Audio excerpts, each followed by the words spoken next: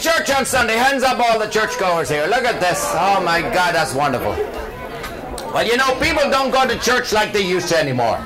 The parish priest was up in the pulpit on Sunday morning, fire and brimstone coming out of his mouth, and he's trying to get a direction to the congregation by asking them this question. Stand up, all you people who want to go to heaven. The whole church stood up. Sit down. They all sit down.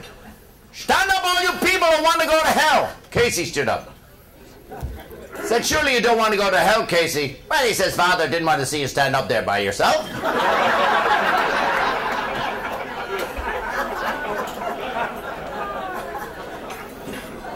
Then he hadn't been to confession either in 36 years.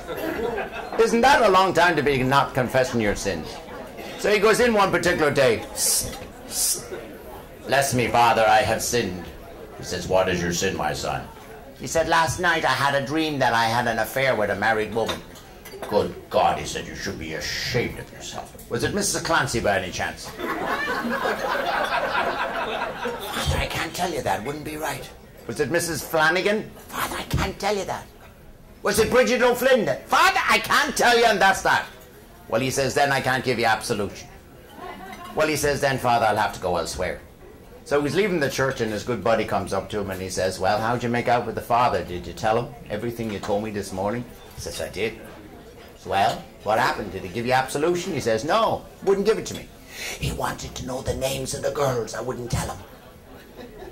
So what did you get out of this? He says, well, I got 3 good leads for next Saturday night.